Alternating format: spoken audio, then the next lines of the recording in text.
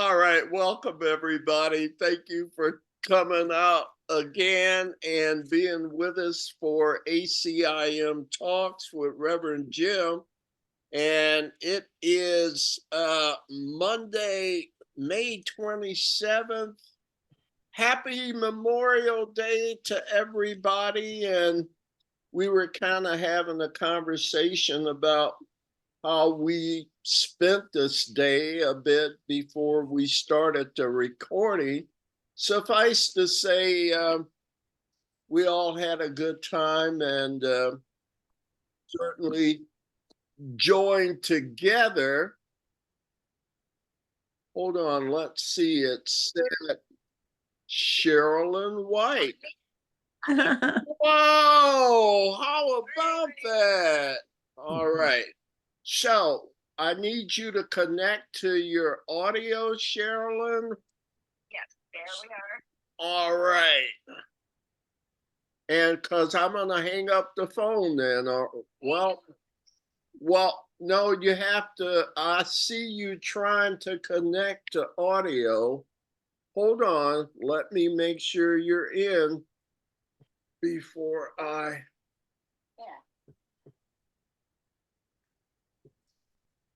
Recording in progress.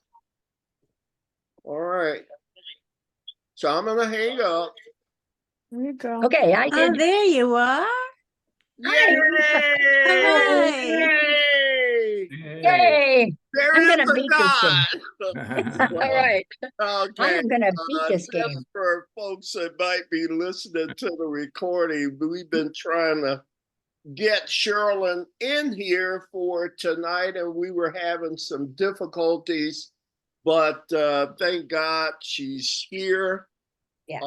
And so, oh my goodness, I forgot what I was talking about. Was it about Memorial Day? Yes, Yeah. it was. Yeah. Your So, breakfast with the band.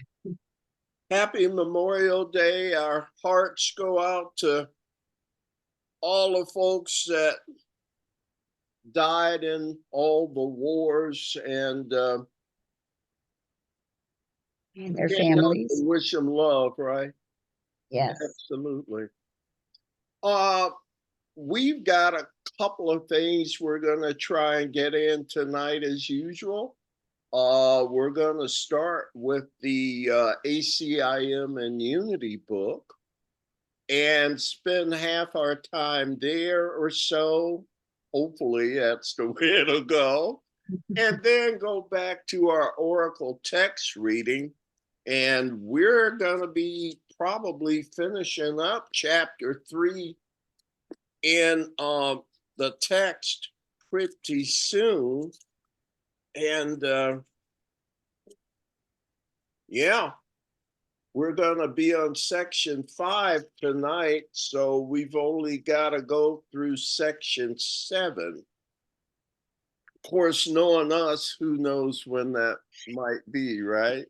Is there Right. anything anyone wants to say, announce, comment, mention, or anything? Then without further ado, let's go to page 113. I'm sorry, page 13 in our Unity and ACIM book. And we had started last week, we started chapter 2. It was called One Presence, One Power, What Is and What Is Not. And it looks like they're taking certain themes or subjects that have to do with this title, chapter title rather, and do a look at A Course in Miracles and then a look at unity. And the first one they discussed was non-duality. And we read the passages from A Course in Miracles, but on page 13, we're supposed to look at what unity says about non-duality. Is that making sense? Yes. Yeah. Because you see, when we finish that, we're going to compare on page 14 what each says about duality. So with that frame of reference, why don't we get our readers going here? Dee, would you be number 1? Sure. Debbie's not reading. Dee's number 1. Kathleen number 2. Ron 3. Sherilyn, you're gonna read, right? Yeah. Number 4. And I'll be reader 5. How's that? Good. All right, we're ready, Dee. Okay, Unity's take on non-duality. Yes. Here are quotes on non-duality from Myrtle and Charles Fillmore. God is all intelligence. There is but the one mind, and in reality, there are no separate men and women. A full realization of this great truth would do away with all selfishness, the cause of all the misery of earth. We must understand clearly that the real life of all men is identical with our own, and that aside from the one life, all is illusion.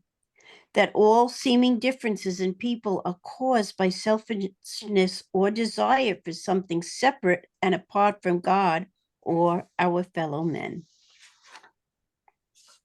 Comments? Well, let's do one more. Dee, read another and then see what we have. Okay. In truth, there is but one mind. In it, all things exist. Accurately speaking, man does not have 3 minds: conscious, subconscious, and superconscious mind. Nor does he have even one mind, does he? But expresses the one mind in a multitude of ways. Don't you think you should just go on and finish and then we'll talk? Wow, I actually didn't get that. Accurately speaking, man does not have 3 minds. That I get. Nor does he even have one mind. One lowercase mind, but expresses the one uppercase mind in a multitude of ways. Okay. Is that helpful by rereading, or do you want to talk about? Now I get it now. I didn't see the small m and the big M. Okay. I'm waiting. I thought they kind of said there are no separate men and women, but I didn't really see where they explained why they said that further. No, Did I you? didn't see it either.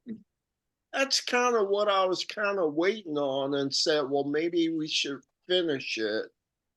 But that's my question. Dee, why don't you finish it up if Okay. you're okay?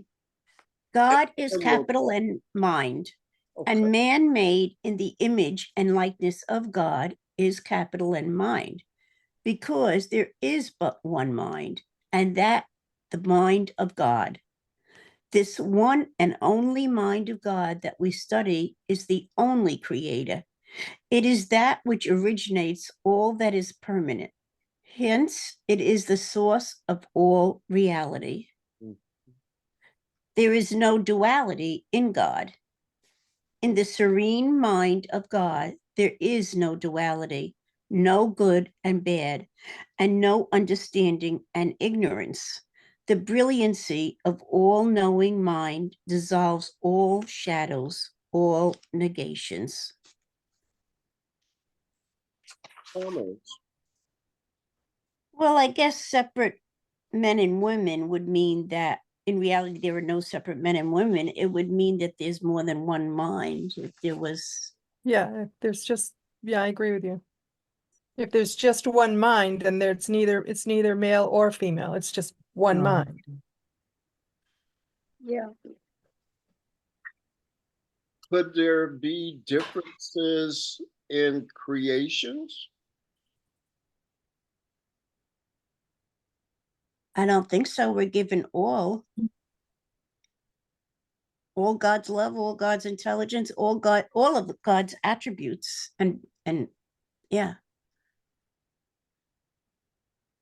I got you, and basically I would have to agree.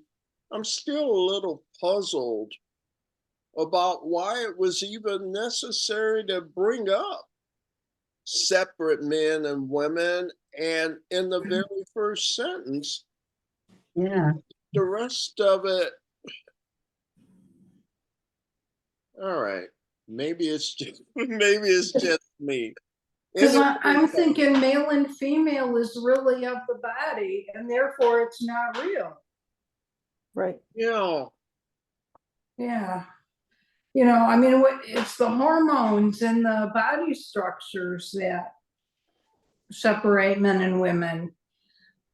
Our minds aren't different. I think you're Yeah. absolutely right about that, and Although they're not so saying I'm having that, a but I think problem with it. Let's any other comments before we go on? Let me go through this in my head again. Let's keep reading then. Okay? We did Okay. D, Kathleen. This is now about duality. Mm-hmm. Okay, we did non-duality, and now we're up to Kathleen Duality, for okay. duality. Thank you. Duality is the consciousness of separation. Looking at the evidence provided by our senses, it seems apparent that duality is the basis of the world in which we live. In our day-to-day lives, we certainly think and experience ourselves as separate from one another. One might say all the drama and excitement of life based on this notion of duality and separation. This dualistic experience arises from the mistaken belief that I am or we are separate and different from God. Once we have accepted this belief in separation, we seem to lose all access to the unchanging certainty of the mind of God, divine mind. We have restricted our thinking to our individualized consciousness. Okay. You want to read the whole thing? Sure. Duality includes ideas and perceptions of life that are based on something is or is not. We use judgment to establish and maintain these polarities in our experience of life, in addition to God, not God, real, not real, polarities. Other examples would be love, fear, right, wrong, better, worse, good, bad, good, evil. Once separation consciousness gets locked into our thinking, we believe we are alone, and we believe our survival is dependent upon our limited selves. Such thinking is reflected in negative emotions and behaviors. Fear, judgment, error, the need to be right, the need to control, and the habit of making decisions that fail to take into account the whole of reality, God. Both teachings assert that our true nature, or true reality, is non-dualistic, and what is real. Our senses and our beliefs are derived from experience of separation in this physical realm. This separation consciousness is not real. Both A Course in Miracles and Unity call separation unreal. Yeah. What do you think so far? Are we in Makes sense. alignment? You agreement? Was there a comment? Mm-hmm. Yeah, so far so good. Mhm. What is the purpose of our senses according to A Course in Miracles? They keep us away.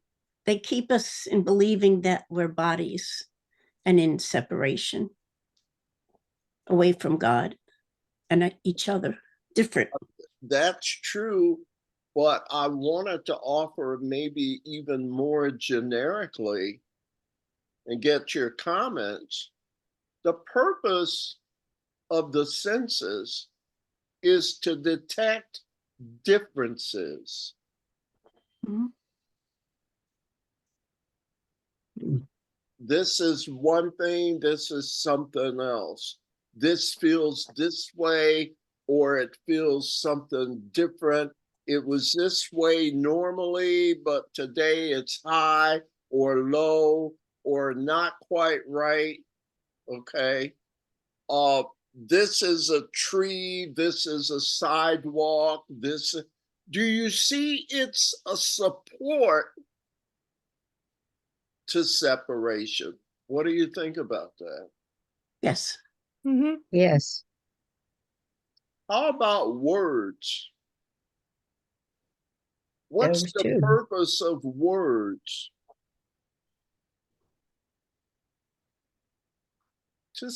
They're separators. Yeah. Boat, car, building, mountain, ocean, river. Do you see I'm separating what Mhm. cannot be separated in truth? The reason I bring these two examples is to offer strong support that we not only came up with the tiny mad idea, but made the mechanisms to support it. Mm. The world, the senses, words, and the best form of communication we have, really, as far as being universally utilitarian right now, is words. And yet, I think you see a lot of times words don't do justice and cannot express certain things. We must have a gazillion words, and still they can't accurately cover all of it. And quite frankly, all that they do, according to A Course in Miracles, and I think what Unity is saying, is perpetuate the illusion. So we think words are great, the greatest form of communication. But all they can do is separate things. Have you thought about it that way before? No. I think with like with everything, could be used as joining or separating. So it depends on our purpose. I would concur, Ms. Newman. All right. So you bring up a very good nuanced point that looks at the Holy Spirit's strategy for bringing us home. Notice the Holy Spirit, as you noted in the case of words, didn't destroy words. What did he do instead? Gave us a true perception of them. He gave it a different purpose. So we can use the words to lead us out of the dream where they came into quote unquote existence to perpetuate the dream. Yes. You see, in the same way, he's taken the illusion of fear, misery, and death and changing it to an illusion of peace, joy, and happiness. They're both illusions, but one perpetuates the dream and the other is going to be the way out. He takes what we made and he takes lemons and turns them into lemonade. Do you see the strategy? Mm-hmm. Yeah. Yeah. Perfect example is teaching us that everything is love, that it's either love or a call for love. Yes. Yes.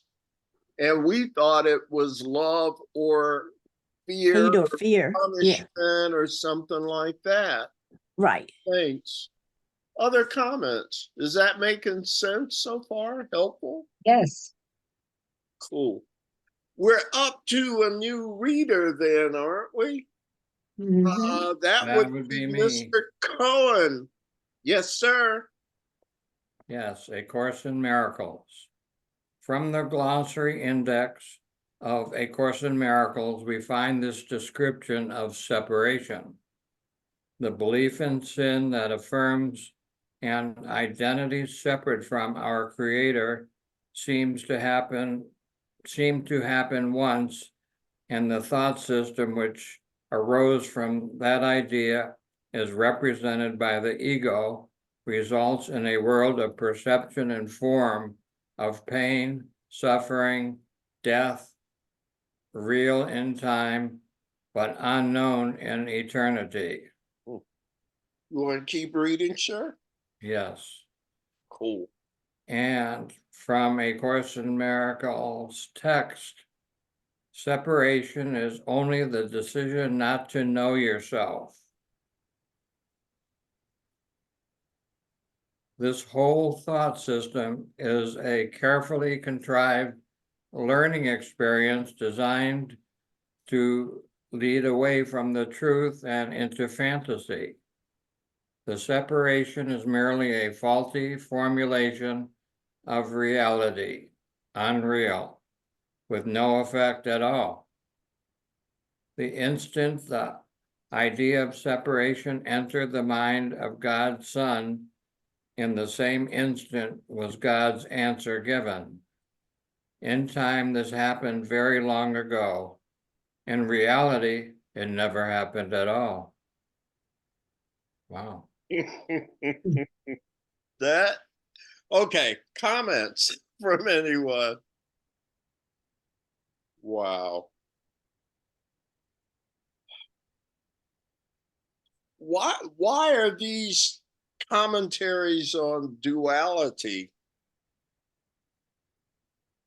Why did they pick these? I mean, what's this got to do with duality? These excerpts from ACIM.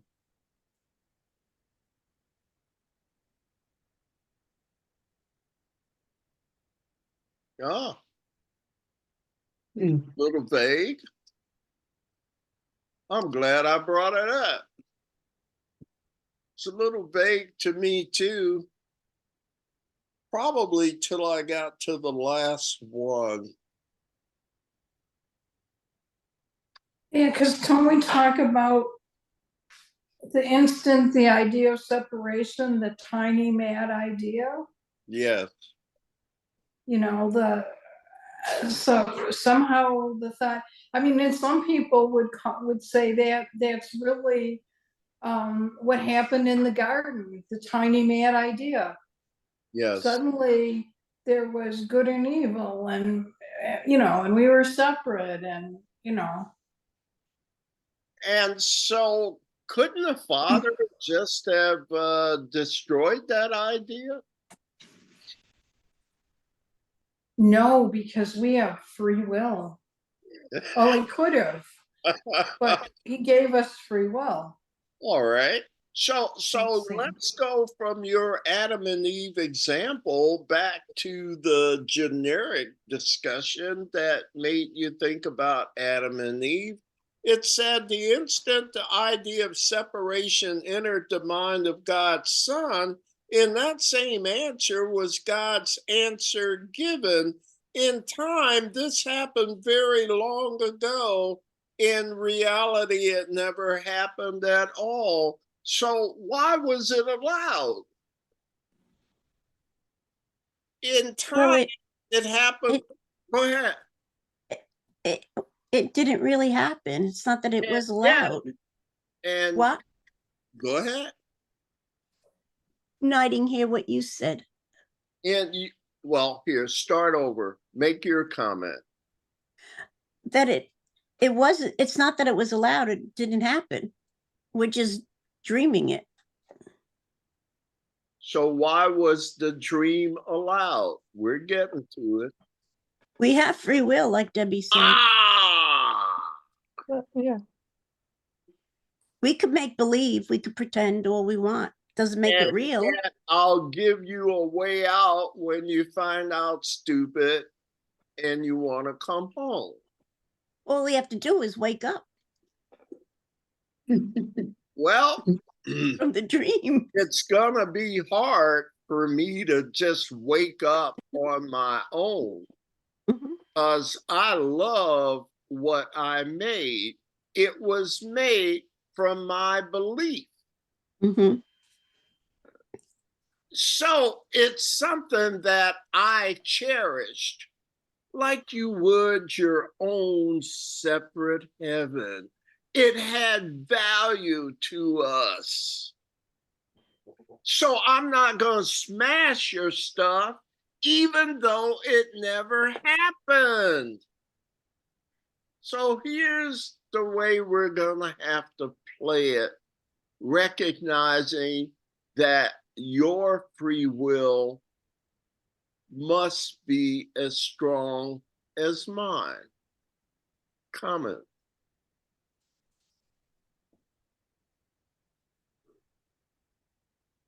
You already saw it that way, or you saw it a different way, or you don't even remember this passage. I think it's from the manual for teachers, maybe the third one. Yeah, my comment is it seems like it happened long ago. However, in reality, it's happening right now. That's what I believe right now. So it's happening over and over again.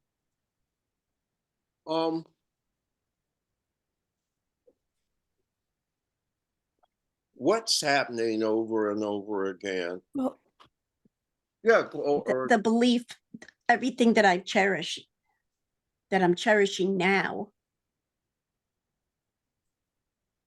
that I'm holding on to, not letting go of. Kathleen, you want to get in the mix here?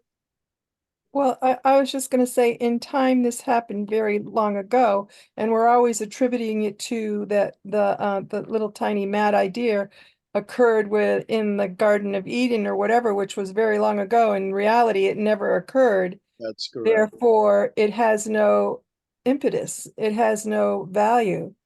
It's just, in reality, it never happened at all. If it never happened at all, then for me, it just reinforces that I am that I am, and I'm coming closer to being that. And that's part of the free will, and all of that is part of the lesson that we're learning as we're here on this Okay, in this dream. You know what I mean? that's You the know, I'm not explaining it very Well, hold clearly, on. but You said it had no value. right. And I was going to counter with, are you sure? If it's a dream, it has no if it's not real, if Step it's not one, where's its value? Starts with a L to me. ESSO? oh, lessons. You said it. Yeah, I said it when I was saying That that. was its value. Yeah. Okay, it's nothing. It never happened except, boy, wouldn't this make a great lesson to teach you separate heavens don't work? Yeah, essentially, that's what it is. He's allowing, well, basically what he is, he's allowing us to use our free will, mess everything all up. But as we're messing everything all up, we're learning a lesson that brings us back to the Precisely. capital R reality. And in truth, what did we mess up? Nothing. Nothing. Do you see why it could be allowed? To realize what it is, we have to see what it For isn't. ourselves. Right. We have We to have to see what try it. it brings, what the consequences of it are. And then we'll want to go home. We won't want a separate heaven anymore. We'll come home willingly. Am I reading too much into this? No, No, Reverend Jim come up with these wild theories. All right. comments or we'll move on? We're doing good. Let's do the unity one tonight as well, okay? That's on page 16 we're on. And our next reader I have is Ron read, Sherilyn. Carolyn. Okay. From unity, we find man is a duality in seeming only. He is a unit when he knows himself. His ignorance of himself and his relation to God is the cause of the seeming duality. When wisdom comes to him and he makes wisdom his own, there is no longer war between the ideal man in God and the becoming man in the Lord God. The person in sense consciousness thinks he has a mind of his own and that he creates thought from its own inherent substance. This is a suppositional mind that passes away when the one and only real mind is revealed. Changes are constantly taking place and will continue so long as we live in the consciousness of duality, the yes and no state of existence, which is mortality.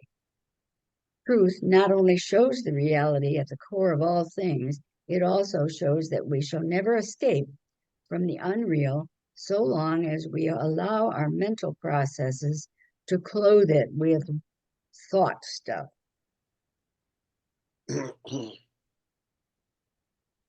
Comments here?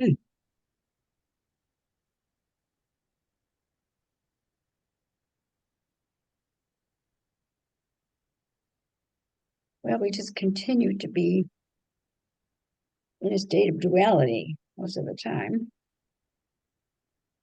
And which we is try mortality. Yeah, and to me, we try and include God in it. Mhm.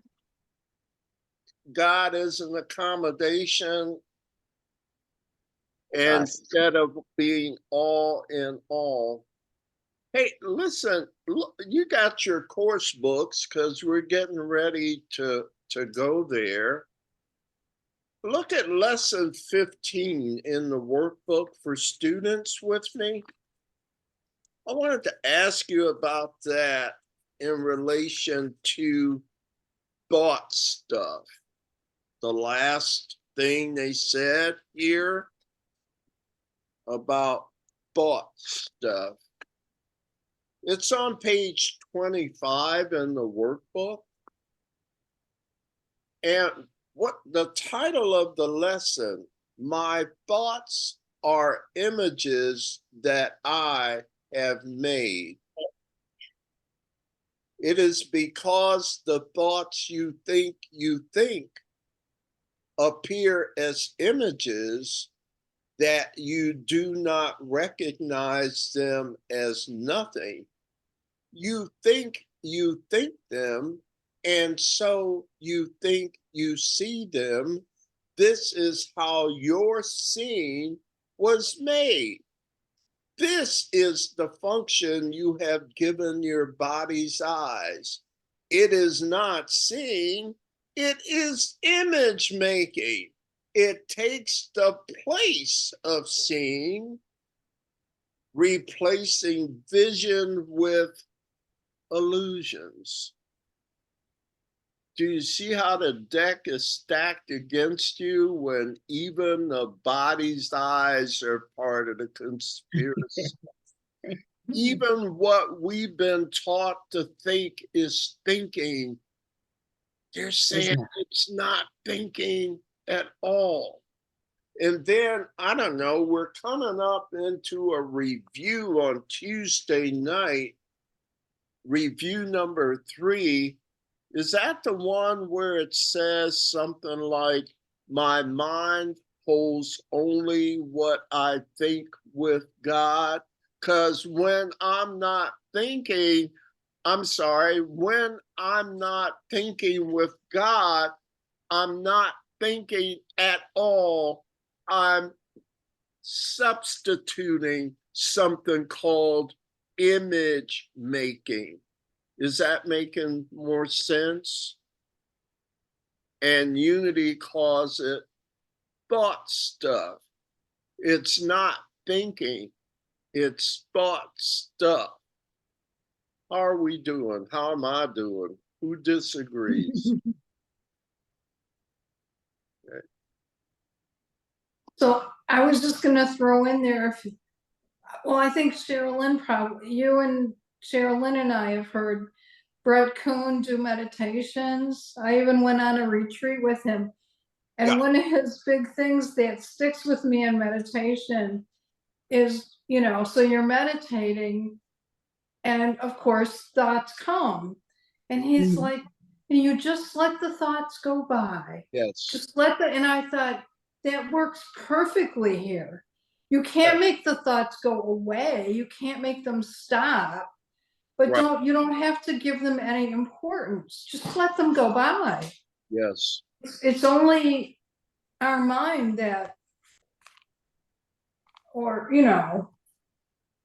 To resist something implies that it's right. so. Yeah, we saw Brett at church on Sunday. Yeah, that's what reminded me. And That's what it is that. no, we don't want to impede anything.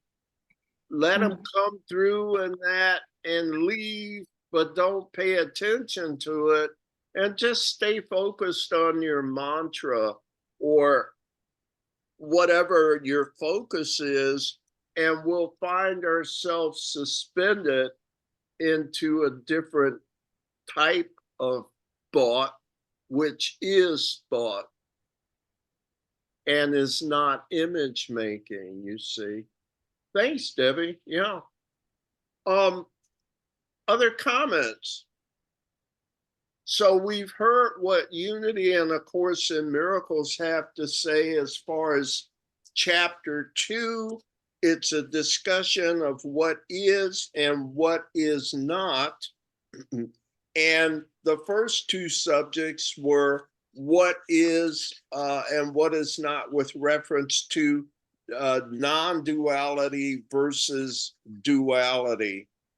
And we've heard what A Course in Miracles and Unity has to say on that, at least the excerpts they pulled. So why don't we stop here?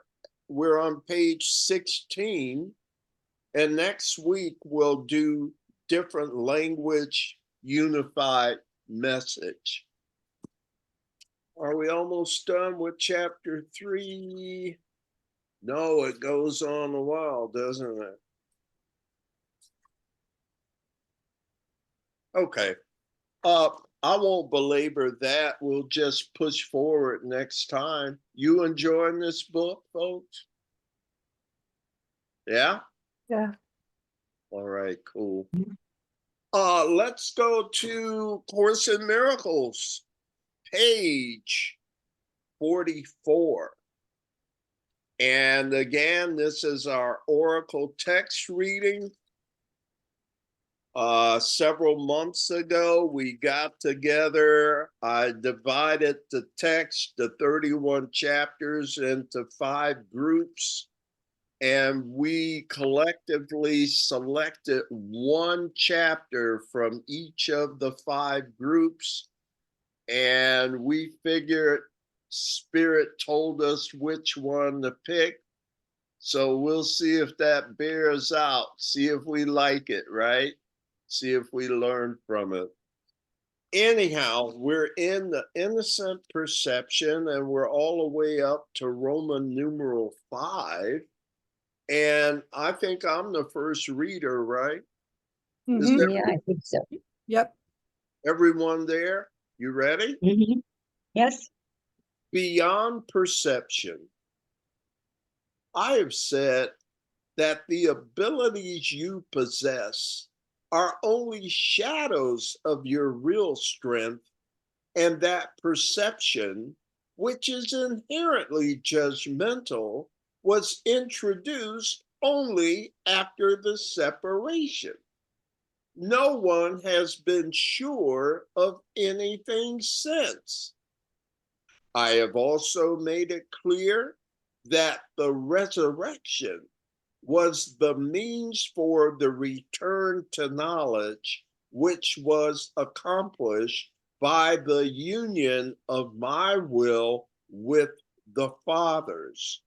We can now establish a distinction that will clarify some of our subsequent statements.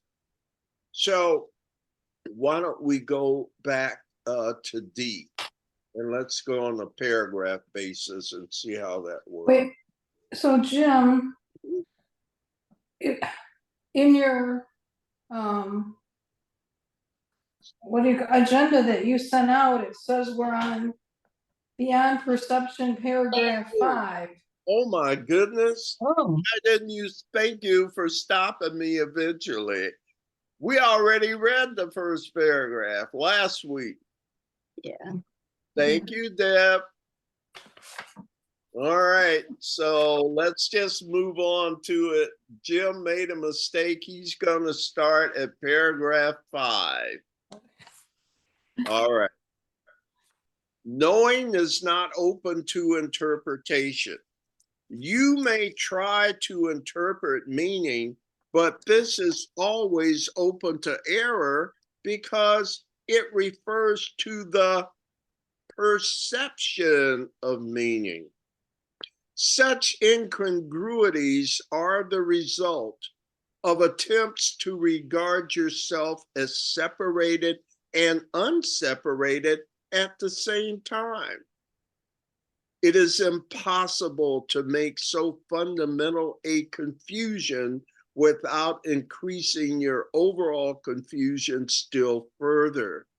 Your mind may have become very ingenious, but as always happens when method and content are separated, it is utilized in a futile attempt to escape from an inescapable impasse.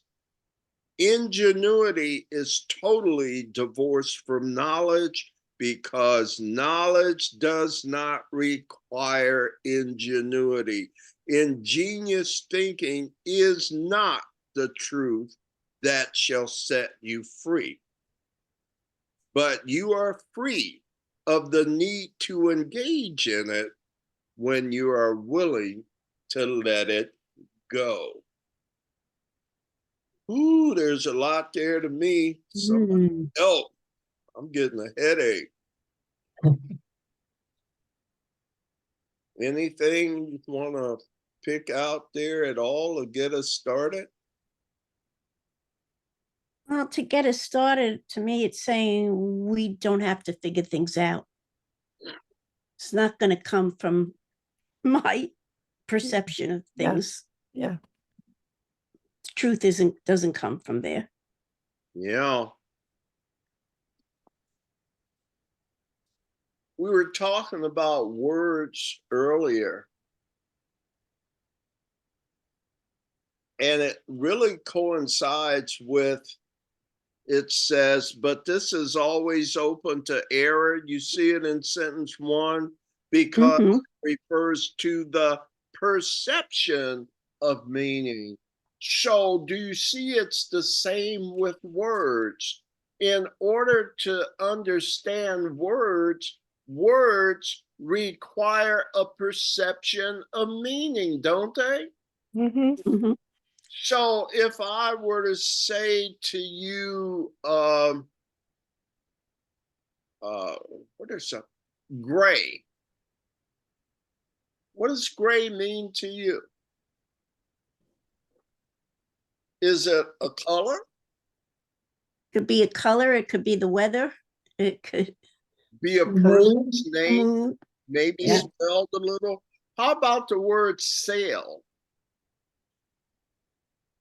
Sail on a ship What or is a it? sail on a, Pardon could me? be a noun or a verb. And do you see how it depends on, like, sail? Like, you mean that thing on a sailboat? Could be. Or something from Amazon, a sail? Mhm. Do you see? if you don't ask further questions, You make assumptions. and so the whole thing gets into a ball of confusion. And yet words are the best communication device we think we have. Yeah, it's not quite perfect, is it? Because everyone requires a perception of meaning before they can be interpreted. That's what it reminded me of here when it said perception of meaning. And then he goes on to talk about how I can get it confusing. And is that, this isn't the part where he said nothing has been certain ever since, is it? Somebody else talk, I'm getting confused here. But it does lead to confusion. I get that point here, and Dee, you already mentioned that. Anything else you're getting from paragraph 5? What is ingenuity? It's a creative activity, Yes. Yes. something new. Is it created or made? Your experienced course students, what's the difference between created and made according to the course? Made is made up. It's Yeah. man-made, Yeah. and knowing comes from God. So made is for my intellect, my own intellect, which made is something you do in response to a need. Create is something that you do out of abundance. I have to share. My glass is full and overflowing. It's bubbling out. I have to share it, do something, design, create, da, da, da, da, da. But it's not based on a perceived need. I have to build an airplane and rockets and bombs. I have to build nuclear arsenals. These are things they use ingenuity, but they don't use creativity. based on a perception, on a misperception, typically. Mm-hmm. Okay. So these are distinctions I bring up for experienced course students that we can apply here. So it talks about in sentence 6, ingenuity. Okay, are you being clever or really smart in order to, it depends on what the purpose of what you're doing is. Let me ask you this. If you build the greatest nuclear bomb ever created, is it worthy of praise? It's a lot of ingenuity to do it. Only in your illusion. I mean, what, and basically what I got from that, from sentence 6 is knowledge is knowledge, and knowledge is true, and it's unchangeable. It's the capital T. So anything else that you've made up is not. So your ingenuity to make up whatever you want, and it's changeable, it's not true. Knowledge is unchangeable. It's truth. It's true with a capital T. And so if you make something that is an illusion, is that worthwhile? Like if you made the greatest atomic bomb in the world, maybe you'd say that was ingenious, but what good can it be Nope. in No, reality? because it's if still part of it's- the illusion. It's It's part of the illusion, it's Yeah. not real, It so. can, because it's only perpetuating what's already right. Right. It meaningless. has no value. Yes, Right. I Right. think that's where they're going with that one. But Mhm. let's get in one more here Mm. and Well, see. can I just make it quick? I don't know if this is important, except maybe to me, but knowing, and now what was I gonna say? Connection, it has to be connection for me with spirit. To me, that's where truth comes in. It has to be connection with spirit. Yes. An atomic bomb is never gonna be part of that, And ever. it goes back to where are your thoughts coming from? Are Yeah. we image making? Or are we thinking? Capital T now. So if I'm not in line with the universal mind that sends me my thoughts, and that's based on knowledge, I'm full of sound and fury signifying nothing. Was that Shakespeare? Is that also in 2 Corinthians? One of those, okay. So good point there. Anything else? Who's next? We're on paragraph 6, right? Yes. I'm showing Kathleen. How's that? Sure. Wait. It's I'm D. showing D, Okay. please. Prayer is a way of asking for something. It is the medium of miracles. But the only meaningful prayer is for forgiveness, because those who have been forgiven have everything. Once forgiveness has been accepted, prayer in the usual sense becomes utterly meaningless. The prayer for forgiveness is nothing more than a request that you may be able to recognize what you already have. In electing perception instead of knowledge, you placed yourself in a position where you could resemble your father only by perceiving miraculously. You have lost the knowledge that you yourself are a miracle of God. Creation is your source and your only real function. And let's get Kathleen in there for paragraph 7, and then we can talk. Sure. The statement God created man in his own image and likeness needs reinterpretation. Image can be understood as thought and likeness as of a like quality. God did create spirit in his own thought and of a quality like his own. There is nothing else. Perception, on the other hand, is impossible without a belief in more and less.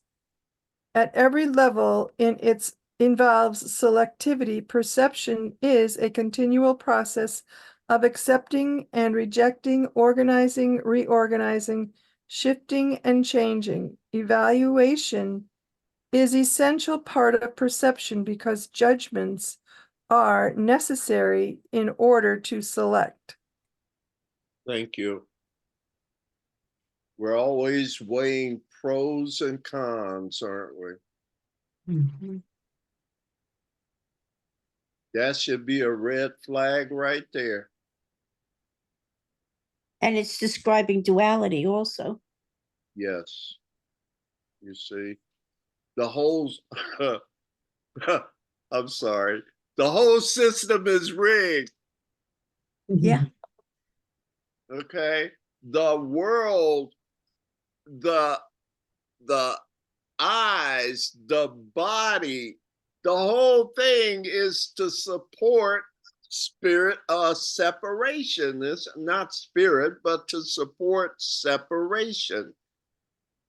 What a con job we did on ourselves. But does it show you how powerful we are? Mm-hmm. Can you imagine all of us using this power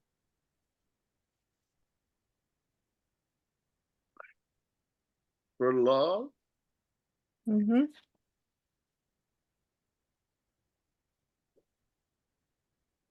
I'm sorry, it takes my breath away just kind of Mm-hmm. about it. At any rate, it's coming. It's coming.